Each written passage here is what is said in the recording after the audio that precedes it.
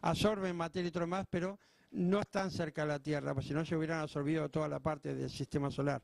Absorben con tanta fuerza que absorbería toda la galaxia. Estamos si hablando cerca de una fuerza extremadamente poderosa, sí. poco Y conocida con mucha por el hombre, gravedad, ¿no? sí, sí. Estamos Ya está bastante conocido. Hoy día se día ha se podido... conoce. Sí. Se sabe además también que además de atrapar todo objeto, también atrae la luz. Por eso Por que eso queda no se negro, ve. exacto. Al absorber, ¿por qué un objeto es negro? Porque absorbe el calor y la luz. Un objeto es claro cuando refleja la luz. Porque mucha gente se A través pregunta, de... bueno, no solamente qué es un agujero negro, Claro, sino claro. si realmente la Tierra algún día puede toparse con uno de ellos. Lo cierto es que hay y muchísimos agujeros Sí. negros en el sistema. Ahora volvamos al punto clave. Y acá estoy hablando desde el punto de vista científico y desde el punto de vista religioso. Si Dios es el creador y creó todas las cosas y es el Dios del universo, entonces Él tiene control sobre agujeros negros y todo lo que le rodea.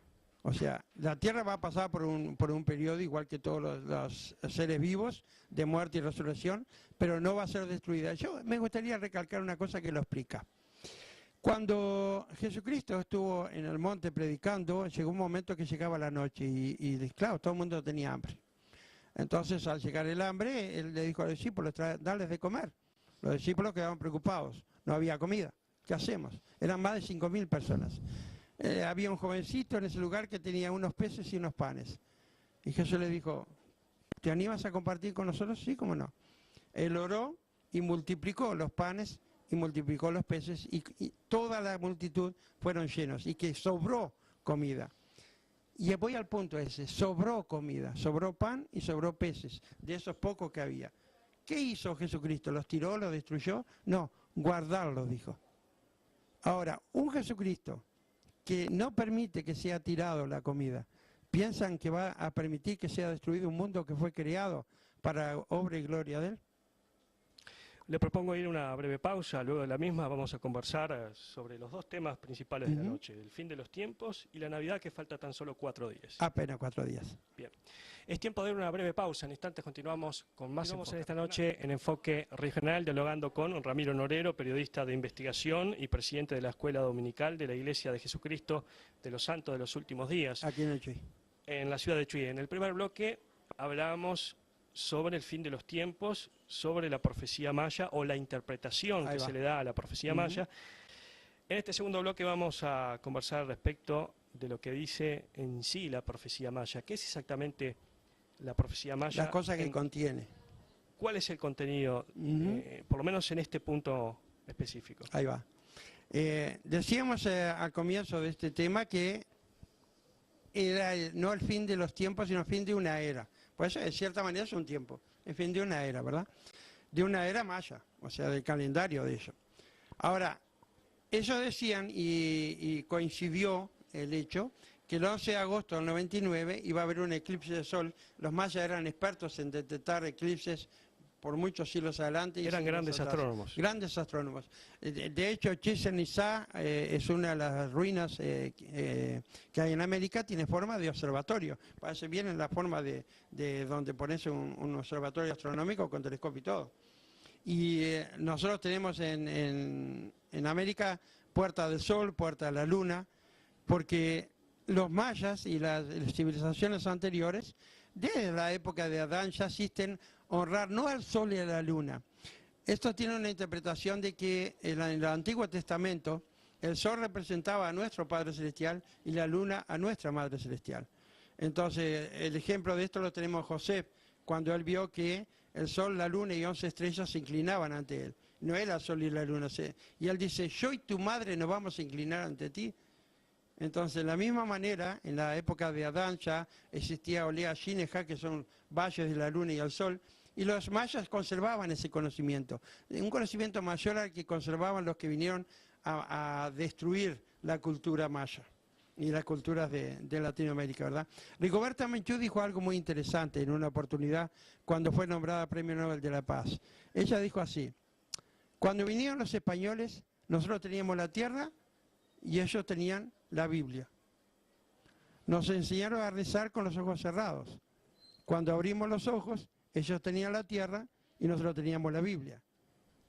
Entonces, sabemos que con el símbolo de la cruz y muchas otras cosas, el ser humano logró la degradación y destrucción de muchos registros y muchas cosas que, si los tuviéramos hoy día, comprobarían muchas de las cosas que están en el libro Mormón y otras escrituras, ¿verdad?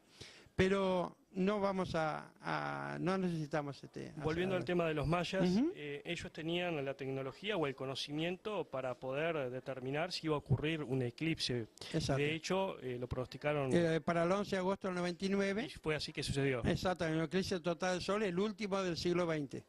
Exactamente. Eso quiere decir de que andaban bien los mayas en ese asunto. En ese sentido astronómico, sí. Por cierto. El punto clave es ese, de que ellos como astrónomos, aparte, desde la época de Adán, y que mucha gente cree que Adán era un ignorante o descendiente de primates y cosas así, no. Adán tenía un libro de memorias, la gente de la época de él tenía civilización, conversaba con Dios, tenía una civilización superior a la que nosotros creemos. Desde la época de Adán, la época de Abraham, Isaac y Jacob, Abraham llegó a ser astrónomo, él enseñó la astronomía que Egipto después le dio a Moisés. Moisés, cuando aprendió astronomía, aprendió en la corte de Faraón, gracias a lo que Abraham le había enseñado al Faraón. O sea, los hombres de antes coincidían la astronomía con el sacerdocio o la autoridad de Dios. Los hombres que tenían conocimiento, vuelvo al punto, no era solo religión, era ciencia. La religión es qué hago con mi vida, cómo trato al prójimo. Dice Santiago, la religión pura sin mácula es cuidar de la viuda y del huérfano. Eso es la religión. Ahora, la fe, la doctrina, como tú decías, abarca, por supuesto, la creación, el conocimiento de los planetas, sistemas, todo lo demás, y eso ayuda a entender esas profecías, o a interpretar correctamente eso. Decían que a partir de eso iba a haber un cambio de comportamiento, y lo estamos viendo, no para mejorar, sino para empeorar. ¿Comportamiento a qué se refiere? El comportamiento humano.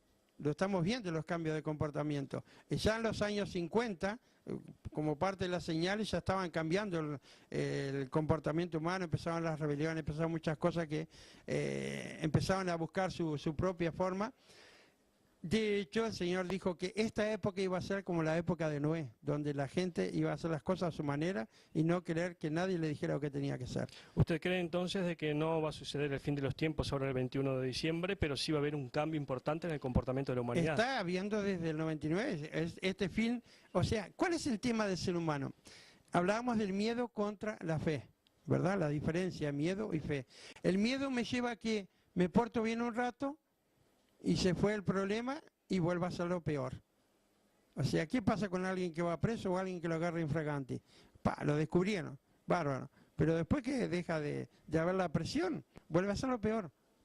Entonces el ser humano está tomando esa tesitura. Este fin de siglo, en vez de ser una mejora, que decían que iba a ser una mejora en la gente, que todo lo otro, está mostrando que los valores se están perdiendo, la unión familiar se está perdiendo. Como decía el propio Jesucristo, los enemigos serán los de la propia casa, de la propia familia. Lo estamos viendo hoy día, ¿verdad? Después, cambios climáticos o ola de calor, eso es cierto. Ahora, ¿cuál es el tema de 2011-2012? En el año 57, en el año geofísico internacional, que fue la primera vez que las naciones se unieron para hacer un estudio geofísico, descubrieron que cada 11 años el Sol tiene un pico de llamaradas solares o un pico de viento solar. Es como un corazón, ¿verdad? Fluye, más y menos. Entonces, cada 11 años crece. Si aumentamos 55 años, que son 5 ciclos de 11, de 57, 55 años nos lleva al 2012. O sea, hoy día estamos en un pico solar. Eso quiere decir entonces que podría ocurrir perfectamente un apagón generalizado por causa de ese fenómeno. Bueno, nosotros tenemos una gran ayuda en la Tierra que proviene a través del núcleo, que es el campo magnético de la Tierra. ¿Qué objetivo tiene el campo magnético de la Tierra? La Tierra por dentro es como si fuera el Sol, o sea, está en su núcleo con calor, con todo, que genera, al ir girando la rotación, genera un electromagnetismo, eso genera un campo magnético, y ese campo magnético frena toda la llamarada solar y mucha de la influencia que viene del Sol, y produce, y eso quizás se ha visto que ha aumentado en cierta manera en el hemisferio norte, que es donde atrae eso, las famosas auroras boreales, que es donde las partículas de radiación por el magnetismo se brillan y ahí uno las detecta. A nivel de naves espaciales se ha detectado también que está aumentando en el hemisferio sur la onda de sistema solar y de radiación. ¿Por qué? El núcleo está teniendo una anomalía que se llama anomalía del Atlántico Sur, que está actuando en este momento en la zona sur de Brasil, del Atlántico Sur. Eso significa que estamos más expuestos a ese tipo de radiación. Exacto. Recordarán que hace pocos días se hizo una alerta a nivel de meteorología y de los informativos de tener más cuidado de la hora que uno sale. Ya se habla hace años de esto, pero ahora más, de tener cuidado de andar al sol, incluso bajo las nubes. Recordemos que las nubes, de cierta manera, producen un efecto de lente, o sea, hace aumentar el calor. ¿Y cuáles son las consecuencias que traería aparejado este problema? De llegar más radiación, ¿estaríamos expuestos a qué tipo de riesgos? Uno de los riesgos que se ha detectado a partir de esto en las naves espaciales, sobre todo el Discovery y otras naves, incluso a través de Hubble, que es el telescopio que está en el espacio, es cataratas en la vista humana. Ha aumentado las cataratas, también ha aumentado el cáncer. O sea, el cáncer, la radiación produce un cambio en el ADN del ser humano y eso produce un aumento en el cáncer. Además, podríamos tener problemas con la tecnología. ¿Afecta a nuestro sistema tecnológico ese tipo de Hay algunos picos que puede afectar en algunos momentos, pero son momentos... Dejan de funcionar los satélites, etcétera. Sí, en algunos momentos puede pasar eso. ¿No hay registros aún de llamaradas realmente potentes que hayan causado daños importantes? No, daños que irreversibles no, a nivel irreversible no. Se ha detectado sí aumentos y bueno, el problema es que el ser humano... Tú le dices de prevenirse de algo y entra en una crisis de caos que piensa que es algo que terminó y no, es algo temporal, ¿verdad?